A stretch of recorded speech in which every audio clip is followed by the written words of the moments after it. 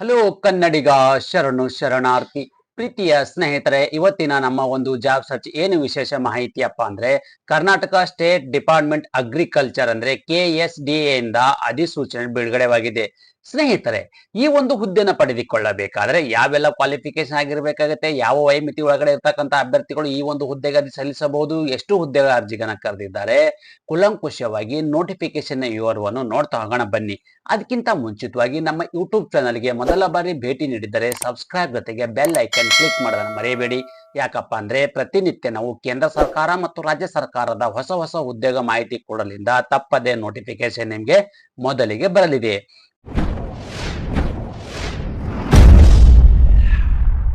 ಪ್ರೀತಿಯ ಸ್ನೇಹಿತರೆ, ಹುದ್ದೆಗಳ ಬಗ್ಗೆ ನಾವು ಮಾಹಿತಿ ನೋಡ್ತಾ ಹೋಗೋಣ ಬನ್ನಿ.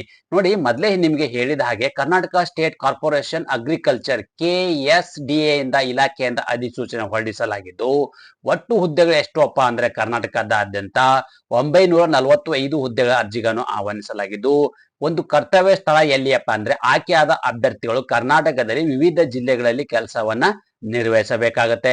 ಅದೇ ರೀತಿ ಯಾವೆಲ್ಲ ಒಂದು ಹುದ್ದೆಗಳ ಅರ್ಜಿಗಳನ್ನು ಆಹ್ವಾನಿಸಲಾಗಿದೆ ಅಂತ ನೋಡೋದಾದ್ರೆ assistant agriculture officer AAO and agriculture officer AO ಅಂದ್ರೆ ಇಲ್ಲಿ 2 ತರಹದ ಹುದ್ದೆಗಳ ಅರ್ಜಿಗಳನ್ನು ಆಹ್ವಾನಿಸಲಾಗಿದೆ.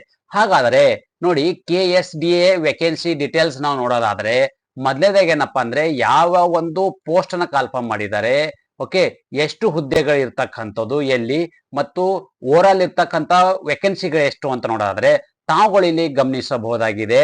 ನೋಡಿ, ಇಲ್ಲಿ ನೋಡಿ KK ಅನ್ನೋದು ಏನಿದೆ ಇದು ಕಲ್ಯಾಣ ಕರ್ನಾಟಕ ಸ್ನೇಹಿತರೆ. ಓಕೆ, ಇದು ಆಲ್ದಲೆ ಓವರಾಲ್ ಇರ್ತಕ್ಕಂಥ ಒಂದು ಹುದ್ದೆಗಳು ಇರ್ತಕ್ಕಂಥದ್ದು. ಅಂದ್ರೆ ಇದು ಏನಪ್ಪಾ ಇದೆ ಅಂದ್ರೆ ಕಲ್ಯಾಣ ಕರ್ನಾಟಕ ಹೊರತುಪಡಿಸಿ ಮಿಕ್ಕಿದ ಇರ್ತಕ್ಕಂಥ ಹುದ್ದೆಗಳು. ಹಾಗಾದ್ರೆ ಅಗ್ರಿಕಲ್ಚರ್ಗೆ ನೋಡಿ, ಅಗ್ರಿಕಲ್ಚರ್ ಆಫೀಸರ್ AOಗೆ ಕಲ್ಯಾಣ ಕರ್ನಾಟಕ 42 ಹುದ್ದೆಗಳು, RPCಗೆ ಇಲ್ಲಿ 86 ಹುದ್ದೆಗಳು, ಒಟ್ಟು ಇಲ್ಲಿ 128 ಹುದ್ದೆಗಳ ಅರ್ಜಿಗಳನ್ನು ಆಹ್ವಾನಿಸಲಾಗಿದ್ದು, assistant agriculture officer AAO Hyderabad Karnataka ಅಂದ್ರೆ ಇದು ಕಲ್ಯಾಣ ಕರ್ನಾಟಕಕ್ಕೆ 231 ಹುದ್ದೆಗಳು, 586 ಇದು ಓವರಾಲ್ ಇರ್ತಕ್ಕಂಥದ್ದು. ಅದೇ ರೀತಿ ಒಟ್ಟು ಹುದ್ದೆಗಳು ಎಷ್ಟು 817 ಹುದ್ದೆಗಳು.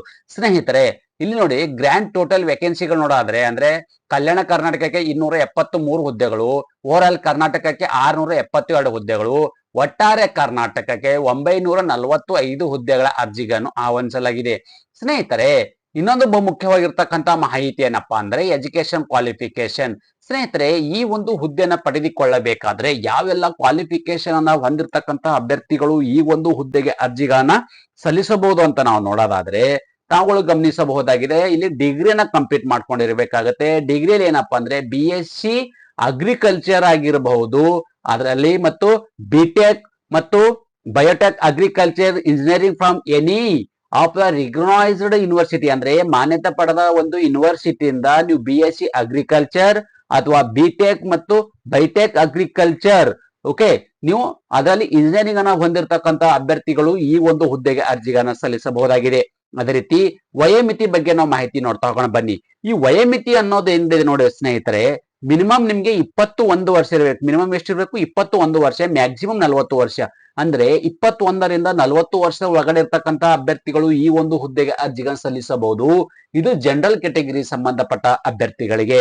ವಯೋಮಿತಿಯಲ್ಲಿ ಕೂಡ ಸಡಿಲಿಕೆ ನೀಡಲಾಗಿದೆ.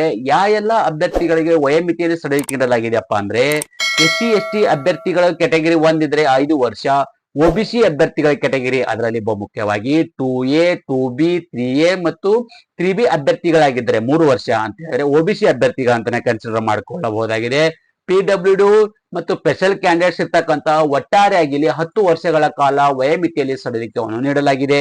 ಸ್ನೇಹಿತರೆ, ಅಪ್ಲಿಕೇಶನ್ ಫೀಸ್ ಅಂದ್ರೆ ಈ ಒಂದು ಹುದ್ದೆಗೆ ಅರ್ಜಿಗಳನ್ನು ಸಲ್ಲಿಸಬೇಕಾದ್ರೆ ಇದರ ಅಪ್ಲಿಕೇಶನ್ ಫೀ ಎಷ್ಟಿದೆ ಅಂದ್ರೆ ಎಕ್ಸ್ ಸರ್ವಿಸ್ ಮ್ಯಾನ್ ಕ್ಯಾಂಡಿಡೇಟ್ಗೆ 250 ರೂಪಾಯಿ ಅರ್ಜಿ ಶುಲ್ಕವಿದ್ದರೆ, ST/ST ಕೆಟಗರಿ ಅಭ್ಯರ್ಥಿಗಳಾಗಿದ್ದರೆ 500 ರೂಪಾಯಿ ಅರ್ಜಿ ಶುಲ್ಕವಿದ್ದು, ಜನರಲ್ ಕೆಟಗರಿ ಮತ್ತು OBC ಕೆಟಗರಿಗಳಾಗಿದ್ದರೆ 750 ರೂಪಾಯಿ ಅರ್ಜಿ ಶುಲ್ಕವಿದೆ.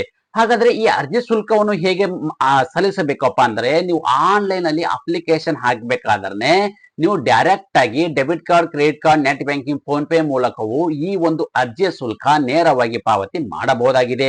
ಅದೇ ರೀತಿ ಇನ್ನೊಂದು ಮುಖ್ಯವಾಗಿರ್ತಕ್ಕಂಥ ಪ್ರಶ್ನೆ ಏನಪ್ಪಾ ಅಂದ್ರೆ ಸೆಲೆಕ್ಷನ್ ಪ್ರೊಸೆಸ್ ಅಂದ್ರೆ ಈ ಒಂದು ಹುದ್ದೆಗೆ ಆಯ್ಕೆ ಪ್ರಕ್ರಿಯೆಯನ್ನು ಹೇಗೆ ಮಾಡ್ತಾರಪ್ಪ ಅಂದ್ರೆ ಕನ್ನಡ ಲ್ಯಾಂಗ್ವೇಜ್ ಎಕ್ಸಾಮ್ ಅನ್ನ ಇರ್ತದೆ. ಕಾಂಪಿಟೇಟಿವ್ ಎಕ್ಸಾಮ್ ಇರ್ತಕ್ಕಂಥದ್ದು OMR ಇಲ್ಲಿ ಇರ್ತಕ್ಕಂಥದ್ದು ಆಫ್ಲೈನ್ ಅಲ್ಲಿ ನೋಡಿ. ಈಗಿನ ಒಂದು ಹುದ್ದೆಗಳಿಗೆ ಹೆಚ್ಚಿನ ಒಂದು ಹುದ್ದೆಗೆ ಇದಾವೆ. ಕೇಂದ್ರ ಸರ್ಕಾರ ಇರ್ಬೋದು, ರಾಜ್ಯ ಸರ್ಕಾರದ ಯಾವುದೇ ಹುದ್ದೆಗಳು ಹೆಚ್ಚಿನ ರೀತಿಯಲ್ಲಿ ಒಂದು CBT ಎಕ್ಸಾಮ್, ಆನ್ಲೈನ್ ಎಕ್ಸಾಮ್ ನಡೀತಾ ಇದೆ. ಓಕೆ, ಸೊ ಈ ಒಂದು ನೋಟಿಫಿಕೇಶನ್ ಅಲ್ಲಿ ಕ್ಲಿಯರ್ ಆಗಿ ಮೆನ್ಷನ್ ಮಾಡಿದ್ದಾರೆ, ಇದು ಆಫ್ಲೈನ್ ಅಲ್ಲಿ OMR ಅಲ್ಲಿ ಒಂದು ಎಕ್ಸಾಮ್ ಅನ್ನ ನಡೆಸಲಾಗುವುದು. ಸ್ನೇಹಿತರೆ, ಇನ್ನೊಂದು ಬಹು ಮುಖ್ಯವಾಗಿರ್ತಕ್ಕಂಥ ಮಾಹಿತಿ ಏನಪ್ಪಾ ಅಂದ್ರೆ ಅರ್ಜಿಗಳನ್ನ ಹೇಗೆ ಸಲ್ಲಿಸಬೇಕು. KSDA ಏನು ನೋಟಿಫಿಕೇಶನ್ ಕಾಲ್ಫರ್ಮ್ ಮಾಡಿದ್ದಾರೆ, ಈ ಒಂದು ಹುದ್ದೆಗಳನ್ನ ನೀವು ಆನ್ಲೈನ್ ಮೂಲಕವೇ ಅರ್ಜಿಗಳನ್ನ ಸಲ್ಲಿಸಬೇಕಾಗತ್ತೆ. ಹಾಗಾದ್ರೆ ಈ ಆನ್ಲೈನ್ ಅರ್ಜಿ ಸಲ್ಲಿಸಬೇಕಾದ್ರೆ ಇದು ಅಫಿಷಿಯಲ್ ಏನ್ ವೆಬ್ಸೈಟ್ ಇದೆ, ನನ್ನ ಯೂಟ್ಯೂಬ್ ಡಿಸ್ಕ್ರಿಪ್ಷನ್ ಬಾಕ್ಸ್ ಅಲ್ಲಿ ನೀಡಿದ್ದೇನೆ. ಅದ್ರ ಮೇಲೆ ಕ್ಲಿಕ್ ಮಾಡಿದಾಗ ನೇರವಾಗಿ ಅಪ್ಲಿಕೇಶನ್ ಓಪನ್ ಆಗುತ್ತೆ. ಡೈರೆಕ್ಟ್ ಆಗಿ ಆ ಒಂದು ವೆಬ್ಸೈಟ್ ಮೂಲಕ ತಮ್ಮ ಅರ್ಜಿಗಳನ್ನ ಸಲ್ಲಿಸಬಹುದಾಗಿದೆ. ಸ್ನೇಹಿತರೆ, ಅರ್ಜಿ ಸಲ್ಲಿಸಲು ಆನ್ಲೈನ್ ಮುಖಾಂತರ ನಿಮ್ಗೆ ಕೊನೆಯ ದಿನಾಂಕ ಯಾವಾಗಪ್ಪ ಅಂದ್ರೆ 25/6/2026 ಸಂಜೆ 4 ಗಂಟೆ ಒಳಗಡೆ. ಅದೇ ರೀತಿ ಅರ್ಜಿ ಶುಲ್ಕವನ್ನು ಪಾವತಿಸಲು ಕೊನೆಯ ದಿನಾಂಕ ಯಾವಾಗಪ್ಪ ಅಂದ್ರೆ 25/6/2026 ಸಂಜೆ 5 ಗಂಟೆ ಒಳಗಡೆ. ಅಂದ್ರೆ ನೀವು 25/6/2026 ಸಂಜೆ 5 ಗಂಟೆ ಒಳಗಡೆ ನೀವು ಆನ್ಲೈನ್ ಅಪ್ಲಿಕೇಶನ್ ಮತ್ತು ನೀವು ಆನ್ಲೈನ್ ಅಪ್ಲಿಕೇಶನ್ ಹಾಕಬೇಕಾದ್ರೆ ಅರ್ಜಿ ಶುಲ್ಕ ಏನಾದ್ರು ಪೆಂಡಿಂಗ್ ಇದ್ರೂ ಕೂಡ ನೀವು ಸಂಜೆ 5 ಗಂಟೆ ಒಳಗಾಗಿ 25/6/2026 ಇಷ್ಟು ಒಳಗಡೆ ಓವರಾಲ್ ಇರ್ತಕ್ಕಂತ ನಿಮ್ಮ ಅಪ್ಲಿಕೇಶನ್ ಅನ್ನ ಇಲ್ಲಿ ಕಂಪ್ಯೂಟರ್ ನ ಮಾಡಿಕೊಳ್ಳಬೇಕಾಗತ್ತೆ. ಸ್ನೇಹಿತರೆ, ಈ ಒಂದು ಹುದ್ದೆಗಳಿಗೆ ಆಲ್ರೆಡಿ ಎಕ್ಸಾಮ್ ಏನಿದೆ, ಆನ್ಲೈನ್ ಅಪ್ಲಿಕೇಶನ್ ಹಾಕ್ಬೇಕಾದ್ರೆ ಡೇಟ್ ಅನ್ನ ಕ್ಲೋಸ್ ಆಗಿದೆ. ಮತ್ತೆ ಇದಕ್ಕೆ ಎಕ್ಸ್ಟೆಂಡ್ ಮಾಡಿದ್ದಾರೆ ಅಂದ್ರೆ ಕರ್ನಾಟಕ ಪ್ರಾಧಿಕಾರ ಪರೀಕ್ಷೆ ಇದೆ, ಅವರು ಮತ್ತೆ ಇದಕ್ಕೆ ನಿಮ್ಗೆ ಇನ್ನೊಂದು ಸಾರಿ ಒಂದು ಆಪ್ಷನ್ಸ್ ಅನ್ನ ನೀಡಿದ್ದಾರೆ. ಈ ಒಂದು ಹುದ್ದೆಗೆ ಅರ್ಜಿ ಸಲ್ಲಿಸಕ್ಕೆ ಅವಕಾಶ ನೀಡಲಾಗಿದೆ. ಯಾರೆಲ್ಲ ನಿಮ್ಗೆ ಮೊದಲು ನೀವು ಅರ್ಜಿ ಸಲ್ಲಿಸಬೇಕಾದ್ರೆ ಮಿಸ್ ಆಗಿದೆಯೋ ಅಂತ ಎಲ್ಲ ಅಭ್ಯರ್ಥಿಗಳು ಈ ಒಂದು ಹುದ್ದೆಗೆ ಆನ್ಲೈನ್ ಮುಖಾಂತರ ಅರ್ಜಿಗಳನ್ನ ಸಲ್ಲಿಸಿ ತಮ್ಮ ಉದ್ಯೋಗ ಅವಕಾಶವನ್ನ ಮಿಸ್ ಮಾಡದೇನೆ ಸದುಪಯೋಗವನ್ನ ಪಡೆದುಕೊಳ್ಳಲಿ ಅನ್ನೋ ಉದ್ದೇಶಕ್ಕೋಸ್ಕರ ನಾನು ನಿಮ್ಗೆ ಈ ವಿಡಿಯೋದಲ್ಲಿ ಮಾಹಿತಿ ಕೊಟ್ಟಿದ್ದೇನೆ. ಪ್ರೀತಿಯ ಸ್ನೇಹಿತರೆ, ನಾನು ಕೊಟ್ಟಿರ್ತಕ್ಕಂತಹ ಉದ್ಯೋಗ ಮಾಹಿತಿ ನೀವು ಇಷ್ಟಪಡುತ್ತೀರಿ ಎಂದು ಭಾವಿಸುತ್ತೇನೆ. ಈ ಉದ್ಯೋಗ ಮಾಹಿತಿ ನಿಮ್ಗೆ ಇಷ್ಟವಾದರೆ ನಿಮ್ಮ ಫ್ಯಾಮಿಲಿಗೂ ಫ್ರೆಂಡ್ಸ್ಗೂ ಶೇರ್ ಮಾಡೋದನ್ನ ಮರೆಯದಿರಿ. ಧನ್ಯವಾದ.